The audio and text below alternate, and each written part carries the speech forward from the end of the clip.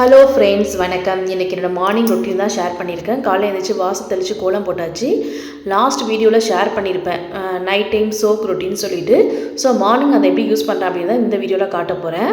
பார்த்திங்கன்னா மரவள்ளிக்கிழங்கு அடை தான் பிரேக்ஃபாஸ்ட்டு. ஸோ அதுக்கு ஃபஸ்ட்டு தேவையான பொருட்கள்லாம் ரெடி பண்ணிக்கலாம். காலைல எழுந்திரிச்சோடனே ஒரு டீ குடிக்கணும். அது எனக்கு மட்டும்தான். ஏன்னா பசங்க லேட்டாக தான் எழுந்திரிப்பாங்க. அவங்க எந்திரிக்கிறதுக்கு காஃபி டீலாம் குடித்தா அதுக்கப்புறம் பிரேக்ஃபாஸ்ட் சாப்பிட மாட்டேங்கிறாங்க. அதனால் அவங்களுக்கு போல் எனக்கு மட்டும்தான் இஞ்சி ஏலக்காய் தட்டி போட்டு டீ போட்டிருக்கேன். டீ கொதிக்கிற நேரத்தில் அந்த மரவள்ளிக்கிழங்கு ரெடி பண்ணி வச்சுக்கலாம். மரவள்ளிக்கிழங்க தோல் சீவிட்டு நல்லா வாஷ் பண்ணிவிட்டு சின்ன சின்ன பீஸஸாக கட் பண்ணி எடுத்துக்கிறேன். ஏன்னா நம்ம மிக்சியில் அரைக்கணும்.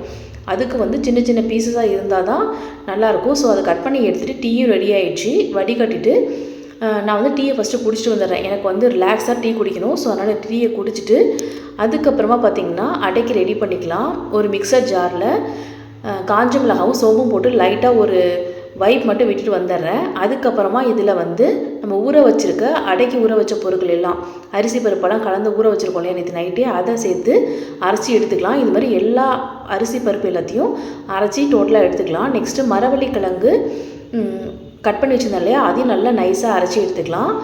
இது எல்லாத்தையும் நல்லா மிக்ஸ் பண்ணிவிட்டு வெங்காயம் இஞ்சி கட் பண்ணிக்கிறேன். உங்களுக்கு வேணால் நீங்கள் பச்சை மிளகா சேர்த்துக்கலாம். நான் பார்த்திங்கன்னா இது மாதிரி முருங்கைக்கீரையை எப்போயுமே உருவி வச்சுருப்பேன் ஃப்ரிட்ஜில். ஸோ தேவையானப்போ யூஸ் பண்ணிக்கலான்ட்டு அதை எடுத்து நல்லா வாஷ் பண்ணிக்கிறேன். இப்போ மாவில் பார்த்திங்கன்னா மஞ்சள் தூள், உப்பு, பெருங்காயம், கட் பண்ணின வெங்காயமும் இஞ்சும் சேர்க்குறேன். வேணா பச்சை மிளகா சேர்த்துக்கலாம். நான் குழந்தைங்களுக்கு தரதுனால சேர்க்குறதில்ல. அடுத்து இதில் பார்த்திங்கன்னா முருங்கைக்கீரையை சேர்த்து நல்லா மிக்ஸ் பண்ணி விட்டுக்கலாம்.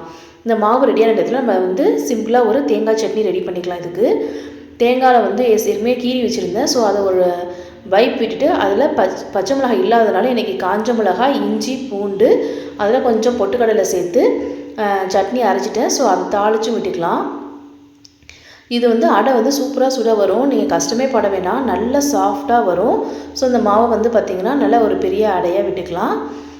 இது மீடியம் ஃப்ளேமில் வச்சு தான் நம்ம குக் பண்ணணும். ரொம்ப அதிகமாக குக் பண்ணோம் அப்படின்னா வேகாத மாவாகவே இருக்கும், கலர் மட்டும் மாறிடும். இது பார்த்திங்கன்னா தேங்காய் சட்னியோட செம சூப்பராக இருக்கும். நல்ல ஹெல்த்தியான ஃபில்லிங்கான பிரேக்ஃபாஸ்ட்டாக இருக்கும். இது பெரிய அடை வீடியோக்காக தான் ஊற்றுனேன். எங்கள் வீட்டில் பார்த்திங்கன்னா 2 குட்டீஸுன்றதுனால இதுமாரி குட்டி குட்டி அடையை தான் ஊற்றி தருவேன். அப்போ தான் அவங்களுக்கு பிடிக்கும். அதனால் இது பெரிய அடையை ஊற்ற வரும். நான் பசங்களுக்காக இதுமாரி குட்டி குட்டியாக ஊற்றி வச்சுருக்கேன். இந்த மாவு இன்றைக்கி பிரேக்ஃபாஸ்ட்டுக்கு கரெக்டாக இருக்கும். ஸோ அடுத்து பார்த்திங்கன்னா டின்னருக்கு ரெடி பண்ணணும். ராகி நேற்று நைட்டே ஊற வச்சுருந்தேன் இல்லையா, அதையும் அரைச்சிட்டு கொஞ்சமாக உப்பு போட்டு அதை கரைச்சி வச்சுக்கிறேன். எப்போயுமே மாவு கையால் கரைக்கும் போது நல்லா புளிச்சு வரும்.